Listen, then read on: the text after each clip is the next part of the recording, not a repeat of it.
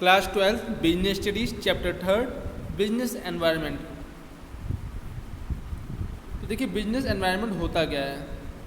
Meaning of business environment, the term business environment means the sum total of all individuals, institutions and other forces that are outside the control of business enterprise but that may affect its performance. Business environment में वो सारी चीज़ें आती है जैसे एक individual हो, institution हो या कोई अदर फोर्स हो जो कंपनी के कंट्रोल के बाहर हो, जो बिजनेस एंटरप्राइज है उसके कंट्रोल के बाहर हो और वो कंपनी को असर कर रहे हैं, उनके ऊपर परफॉर्मेंस अपनी डाल रहे हैं। As one writer has put it, just take the universe subtract from its subset that represents the organisation and the remainder is environment. Thus the economic, social, political, technological and other forces which operate outside the business enterprise are of its environment।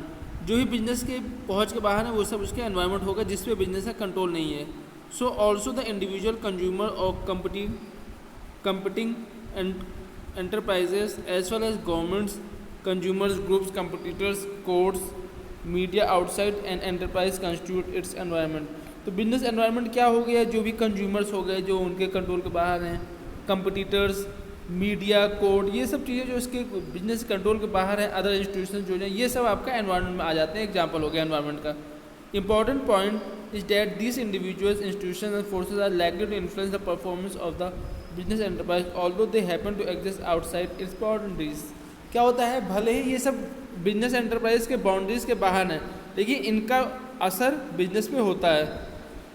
अगर मान लीजिए government को भी एक outsider हो गया, government की policies का भी उस पर एफर्ट होता है। मान लीजिए कोई कंज्यूमर टेस्ट चेंज होता है तो उसका असर भी होगा।